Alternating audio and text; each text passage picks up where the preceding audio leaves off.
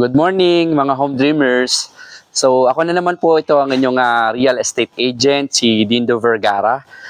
Nandito po tayo ngayon sa Barangay Salitran dito sa Dasmariñas. Nandito po tayo sa Monde Residences and obviously mayroon po tayong i-house tour.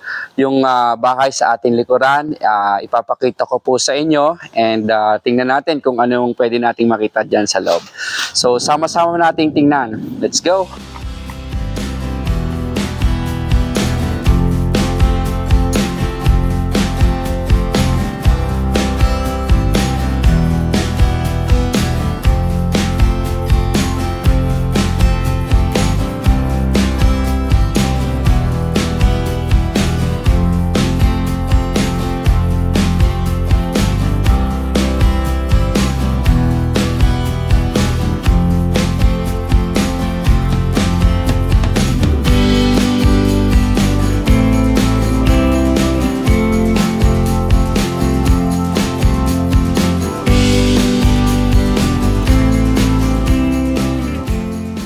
Good morning mga home dreamers.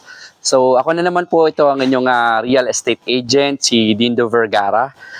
Nandito po tayo ngayon sa Barangay Salitran dito sa Dasmariñas. Nandito po tayo sa Monde Residences and obviously mayroon po tayong i-house tour. Yung bahay sa ating likuran, ipapakita ko po sa inyo and tingnan natin kung anong pwede nating makita dyan sa loob. So sama-sama nating tingnan. Let's go! Alright, so before tayo mag-start sa ating house tour, house specification muna tayo. So itong particular model na to is na-construct po siya sa 120 square meters of lot area and may floor area po siya na 110 square meters. So meron siyang 3 bedrooms, 3 toilet and bath, and may balcony and may 1-car garage. So let's go. And before tayo mag-start, kung bago ka sa aking channel, please like and subscribe and hit that notification bell para lagi po kayong updated. Okay? So ito, start na po tayo. So ito, meron tayong 1-car garage. Yan. May space po tayo dito for garden kung mahilig kang magtanim ng mga halaman. And ito po ay single detached. Ibig sabihin po lahat po ng side ng bahay ay mayroon po tayong space sa magkabilang gilid and sa harap and dito sa likod. Okay? So ito yung ating main door. Alright, so pagpasok natin dito sa main door, makikita kagad natin yung ating receiving area or living area. Yan, napakaganda.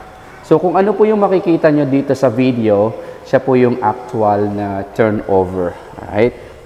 So yan, pasok tayo. So ito.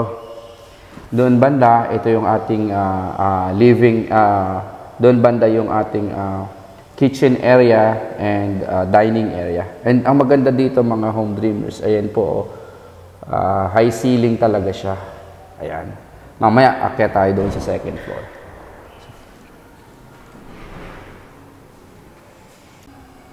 Alright. So dito, ito yung ating magiging dining area. So malaki yung ating dining area dito. And ang kagandahan, meron tayong lanay. So, nandun yung ating door, papunta doon sa lanay, sa gilid ng bahay.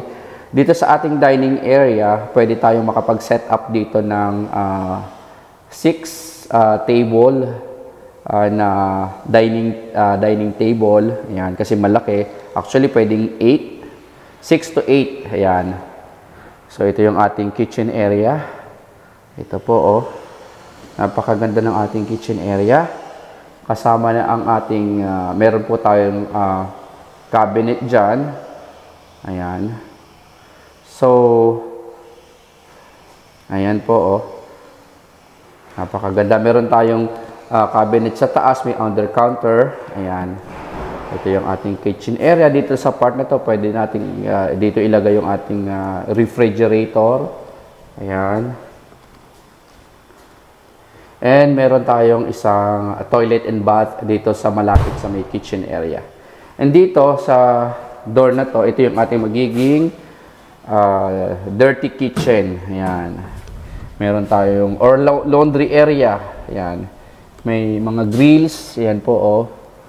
Dito sa likod. Ayan ang likod. Ayan. Pasok tayo ulit. Alright, so ito yung view ng ating ground floor pag nandito ka sa may kitchen area. Ayan. So napakaganda ng ating stairs po dyan going up sa second floor. So ito pong particular unit ito is kakatapos lang i-construct. Actually hindi pa siya 100% completed. Kung makikita nyo po, nandyan pa yung mga construction materials na ginamit. Hindi pa siya nalilinis talaga. So, tingnan natin itong yan po, ito yung sinasabi ko na high ceiling, ang ganda ng bintana. So, akyat tayo sa second floor. Alright. So, akyat tayo sa second floor. So, malapad yung hagdanan niya. Mapapansin niyo po, napakalapad. And dito sa ating gilid, ito po ay tubular bar or bakal po siya. Yan.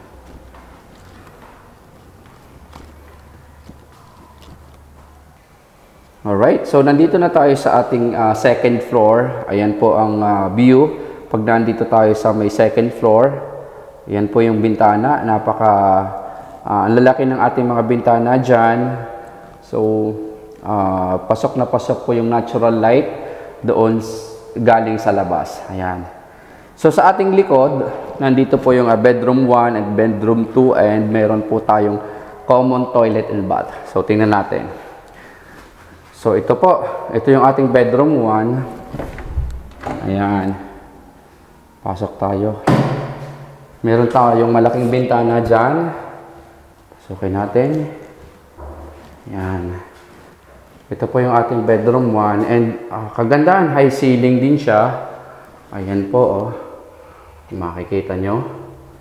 So, bedroom number 1. And then, ito po yung ating bedroom number 2. So, bedroom number 1 at bedroom number 2, almost the same sa size. Ayan, may isa ding malaking bintana. Ayan po. Okay. So, again, si bedroom 1 and bedroom 2, almost the same size. And malaki din po yung ating bedroom 2. Ayan po, kasya-kasya yung ating kahit queen size bed, kasya po. Ayan. And ipapakita ko po sa inyo yung common toilet and bath dito sa second floor. So, ito po yung common toilet and bath sa second floor. Alright?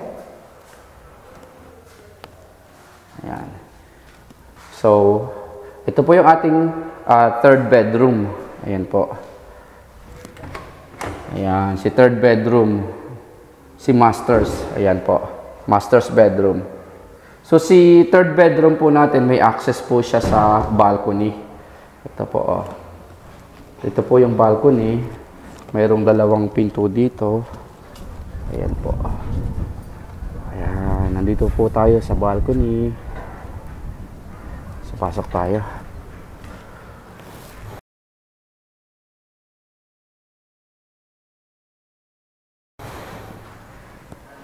Okay. So, itong door na yon, it leads to balcony din po. So, yung bedroom 1 and bedroom 2, may access din siya sa balcony, pero dito na po siya. And then, itong bedroom 3, which is the master's bedroom, yun po yung door niya, yun yung access door niya papunta doon sa balcony. Alright, mga home dreamers, tapos na nating i-house tour yung bahay dito sa Monde Residences, dito sa Dasmariñas, Cavite. I hope nag-enjoy po kayo sa ating ginawang house tour. I believe na ipakita ko naman po sa inyo lahat ng sulok or yung parts ng bahay na pwede kong ipakita sa inyo. I hope nag-enjoy po kayo. And kung interested po kayo sa unit na to dito sa Monde Residences, ilalagay ko po yung aking mobile numbers kung saan pwede nyo po ako makontak. And kung may mga katanungan po kayo about dito sa property, feel free to message me or pwede kayong mag-comment dito sa ating YouTube channel and I'll be more than happy to assist you. So, dito na lang po muna mga home dreamers. Thank you for watching and see you in my next video.